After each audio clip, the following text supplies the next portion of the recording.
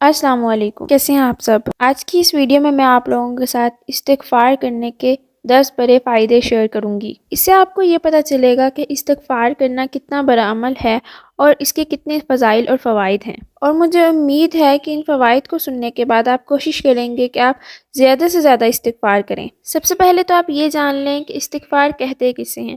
استغفار کہتے اسے ہیں کہ جب آپ اللہ پاک سے اپنے گناہوں کی بخشش مانگتے ہیں، اللہ تعالیٰ سے اپنے گناہوں کی معافی مانگنا، اسے استغفار کہتے ہیں۔ استغفر اللہ کہہ دینا بھی استغفار ہے، رب اغفر لی کہہ دینا بھی استغفار ہے، اللہم اغفر لی اتنا کہہ دینا بھی استغفار ہے۔ آپ کی جو بھی زبان ہے، ہندی، اردو، انگلش، اس میں بھی اللہ پاک سے اپنے گناہوں کی معافی مانگنے کو استغفار کہا جاتا ہے۔ لیکن بہتر یہ ہے کہ آپ صلی اللہ علیہ وسلم کی احادیث میں جو استغفار کے الفاظ وارد ہوئے ہیں ان کو پڑھا جائے۔ ان میں سے 3 میں آپ کے سامنے ذکر کر دیتی ہوں۔ پہلا، جو کہ بہت ہی مختصر بھی ہے، استغفر اللہ و اتوب الیہ۔ دوسرا، رب اغفر لی وتب علی انک انت التواب الغفور۔ اور تیسرا، استغفر اللہ الذی لا الہ الا هو الحی القیوم واتوب الیہ۔ اگر آپ ان تینوں میں سے کوئی ایک کو بھی 100 مرتبہ روزانہ پڑھ لیں گے تو انشاءاللہ جو اب میں فائدے 10 بتانے والی ہوں وہ انشاءاللہ آپ کو حاصل ہو جائیں گے۔ تو چلیے اب بڑھتے ہیں ان 10 فوائد کی طرف۔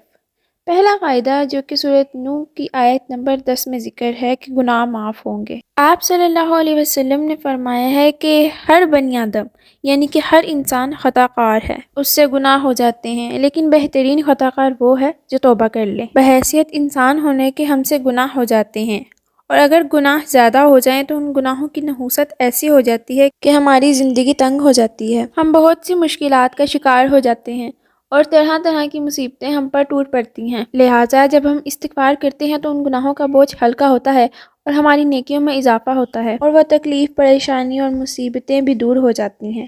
اور دوسرا فائدہ ہے کہ مال و دولت میں اضافہ ہوتا ہے۔ سورۃ نوح کی آیت نمبر 12 میں اللہ پاک نے ذکر کیا ہے کہ جو شخص بھی استغفار کرتا ہے تو میں اس کی مال کے ذریعے مدد کرتا ہوں، یعنی کہ اس کو مال و دولت عطا فرماتا ہوں۔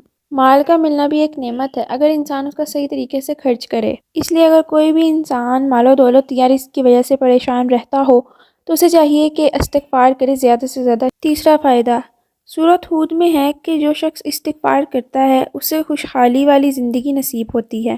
اس لیے اگر کوئی انسان چاہتا ہے کہ میری خوشحالی والی زندگی ہو، میں اپنی زندگی میں خوش رہوں اور کم سے کم اس کے اندر غم ہوں، پریشانیاں ہوں، تو اسے چاہیے کہ وہ استغفار کرے۔ چوتھا فائدہ، اولاد نصیب ہوگی، کیونکہ سورۃ نوح کی آیت نمبر 12 میں یہ ذکر ہے کہ جو لوگ استغفار کرتے ہیں اللہ پاک انہیں اولاد میں بیٹے دے کر ان کی مدد کرتے ہیں۔ لہٰذا جو لوگ بے اولاد ہوں انہیں چاہیے کہ وہ زیادہ سے زیادہ استغفار کریں۔ پانچواں فائدہ، طاقت اور قوت ملے گی۔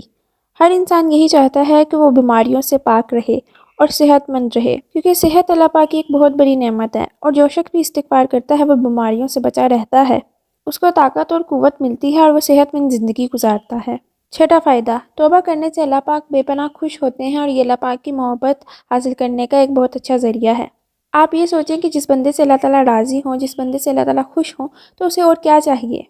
جب مالک کائنات، خالق کائنات، تمام نظامات کو سنبھالنے والی ذات اپنے بندے سے خوش ہوگی، راضی ہوگی، تو اس کے لیے کیا کچھ نہیں کرے گی۔ لہٰذا اللہ کو خوش رکھنا چاہتے ہیں تو استغفار کریں۔ ساتواں فائدہ، توبہ اور استغفار جہنم سے نجات اور جنت میں داخلے کا سبب ہے۔ سورہ مریم کی آیت میں بھی یہ ذکر ہے کہ جو لوگ بھی اپنے گناہوں کی معافی مانگتے رہتے ہیں، توبہ اور استغفار کرتے رہتے ہیں، تو وہ لوگ جنت میں داخل ہوں گے اور جہنم کے عذاب سے بچا لیے جائیں گے۔ آٹھواں فائدہ، توبہ اور استغفار فرشتوں کی دعا لینے کا سبب ہے۔ فرشتے ایک ایسی مخلوق ہے جو کہ بے گناہ ہیں اور معصوم ہیں۔ وہ اللہ پاک کے سامنے اس بندے کے حق میں دعا کرتے ہیں جو بندہ توبہ استغفار کرتا ہے۔ نواں فائدہ، استغفار کرنے سے تنگی میں آسانی ہو جاتی ہے اور ہر غم سے نجات ملتی ہے، اور ایسی جگہ سے رزق نصیب ہوتا ہے جہاں سے انسان گمان بھی نہیں کر سکتا۔ آپ صلی اللہ علیہ وسلم نے فرمایا کہ جس کا مفہوم ہے کہ جو شخص بھی استغفار کو لازمی پکڑے، اللہ پاک اس کے لیے ہر تنگی میں آسانی، ہر غم سے دوری پیدا فرمائیں گے اور اسے ایسی جگہ سے رزق عطا فرمائیں گے جہاں سے اس کا گمان بھی نہیں ہوگا۔ 10واں فائدہ، قیامت والے دن نامہ اعمال میں اس شخص کے لیے خوشخبری ہوگی جو توبہ استغفار کرتا ہے۔ آپ صلی اللہ علیہ وسلم نے ارشاد فرمایا ہے اپنے حدیث پاک میں کہ مبارک ہو اس شخص کو جس کے نامہ اعمال میں زیادہ سے زیادہ توبہ استغفار ہوگا، یعنی کہ جو شخص بھی زیادہ استغفار کرنے والا ہے، جب وہ قیامت والے دن اپنا نامہ اعمال دیکھے گا تو اس کو دیکھ کے وہ خوش ہو جائے گا کہ میرے کتنے ہی گناہ ایسے تھے جو میں نے کیے تھے، لیکن وہ توبہ استغفار کی برکت سے ختم ہو گئے اور نامہ اعمال میں نہیں لکھے۔ اور ظاہری سی بات ہے، جب گناہ کم ہوں گے اور نیکیاں زیادہ ہوں گی تو انسان کامیاب ہو جائے گا اور جنت میں چلا جائے گا۔ تو یہ ہیں وہ 10 فائدے جو استغفار کرنے سے انسان کو حاصل ہوں گے۔ اور استغفار کرنا ایک مسنون عمل، ایک سنت عمل بھی ہے جو کہ رسول اللہ صلی اللہ علیہ وسلم بھی کیا کرتے تھے۔ حضرت محمد صلی اللہ علیہ وسلم نے ایک اپنی حدیث پاک میں فرمایا ہے کہ اے لوگوں، اللہ کے سامنے توبہ کیا کرو کہ بے شک میں بھی اپنے رب کے سامنے 100 دفعہ دن میں توبہ کرتا ہوں۔ تو اب آپ یہ سوچئے کہ اللہ کے رسول، اللہ کے نبی جو کہ معصوم ہیں، جن سے کوئی گناہ نہیں ہو سکتے، وہ بھی دن میں 100 دفعہ توبہ کیا کرتے تھے اللہ کے سامنے، اور وہ اپنی امت کو یہ سبق دے رہے ہیں کہ تم بھی توبہ استغفار کیا کرو۔ ہم انسان ہیں، ہم سے گناہ ہو جائیں گے، لیکن ہم نے توبہ استغفار کا دامن نہیں چھوڑنا۔